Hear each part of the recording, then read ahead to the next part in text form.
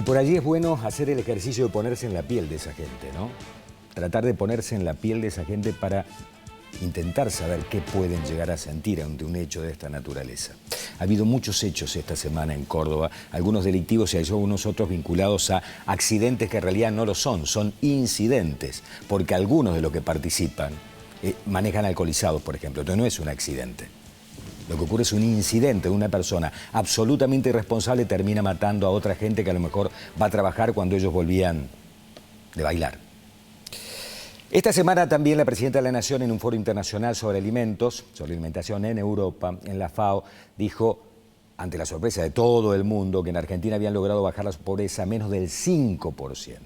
Y esto generó un revuelo político y también en ámbitos económicos y de las universidades muy grande, porque hacía relativamente poco tiempo, 45 o 50 días, el ministro de Economía, Axel Kicillof, había dicho que no se medía o se había dejado de medir desde el año 2013 pobreza en Argentina, porque es estigmatizante hablar de pobreza o enrolarlos, enfrascarlos allí a las personas que son pobres. Entonces se había dejado de medir. Sin embargo, salió con estas estadísticas y dijo 1,27 de indigencias, menos del 5% de pobreza y de allí el revuelo. Nos acompaña Gerardo García Oro, que es economista del IERAL de la Fundación Mediterránea. ¿Cómo te va, Gerardo? ¿Qué tal? ¿Qué tal? Buenas tardes. Un gusto. Bueno, cuando escuchaste lo que dijo la Presidenta allí en este foro internacional, lo primero que vino a tu mente.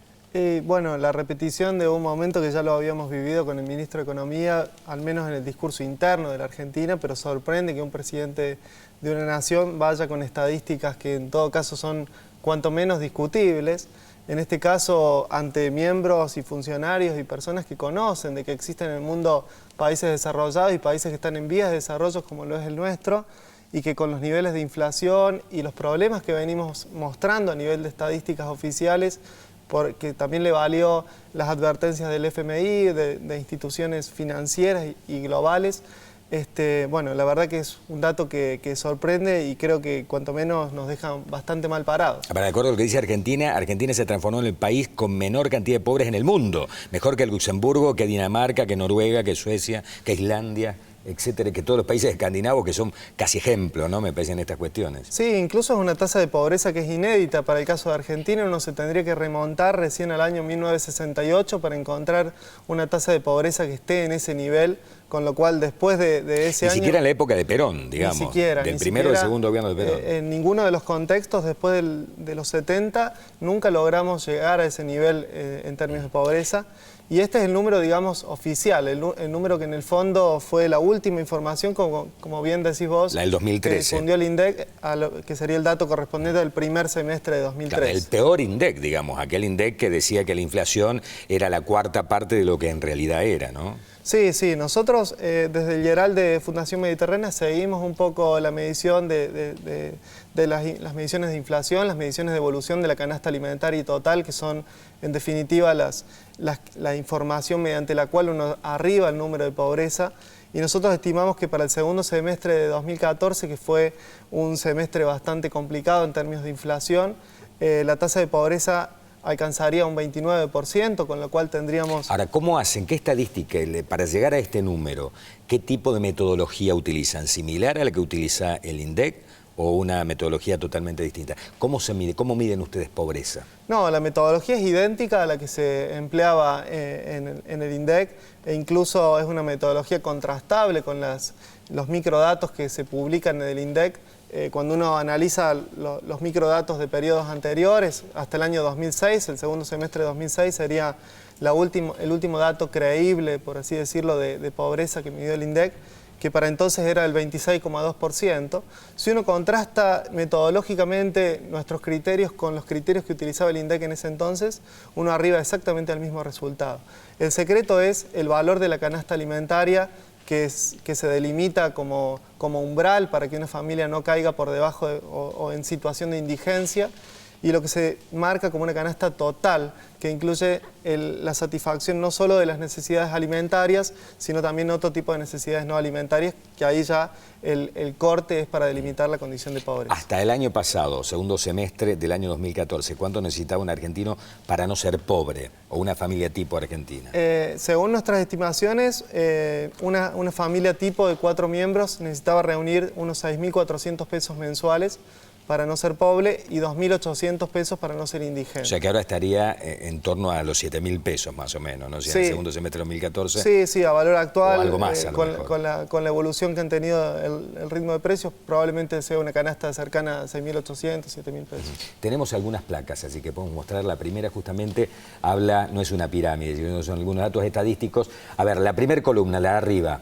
Sí, bueno, ese es un gráfico que a nosotros siempre nos parece representativo de lo que de alguna manera ocurre en Argentina. Es decir, la pobreza no viene sola y uno también puede contrastar esta discusión de números con lo que de alguna manera informan otro tipo de estadísticas. Si uno divide a la población en 5 partes iguales y analiza qué sucede con el 20% más pobre, uno se encuentra que en ese 20% la economía familiar, sus ingresos, de cada 10 pesos, solo 1 peso proviene de la asistencia social. Ok, todos los subsidios, asignación universal por hijo y el resto de los subsidios que están dando vuelta, solo significan el 10% de lo que necesitan para no ser pobres. Sí, sí, son en definitiva el 10% del ingreso que ellos tienen en sus hogares. O sea que, y son hogares que son el 20% más pobres, con lo cual, sin lugar a dudas, con cualquiera de las estimaciones fuera de la del INDEC, estarían considerados como parte de la pobreza.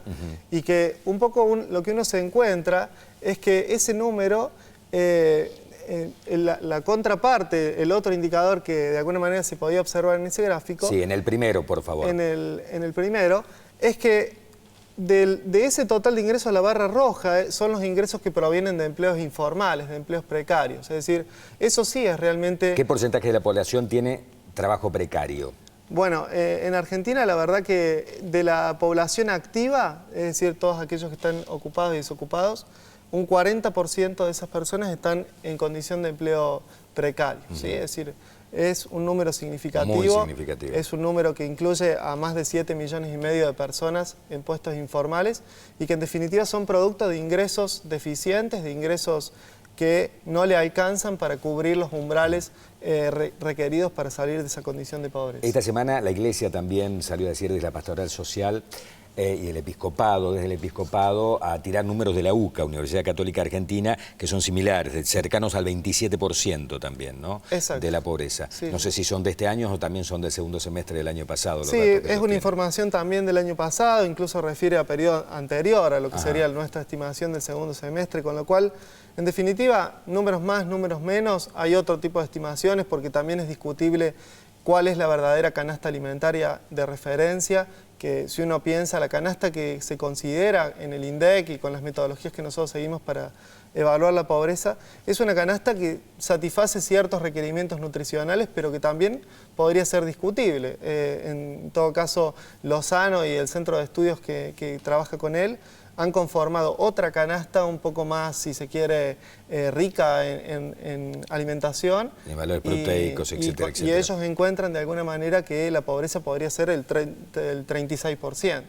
Es decir, en suma, lo que uno creo que de alguna manera se termina quedando como moraleja es que en definitiva falta crear buenos empleos y falta incluir en la formalidad a una importante proporción de la población que en definitiva está...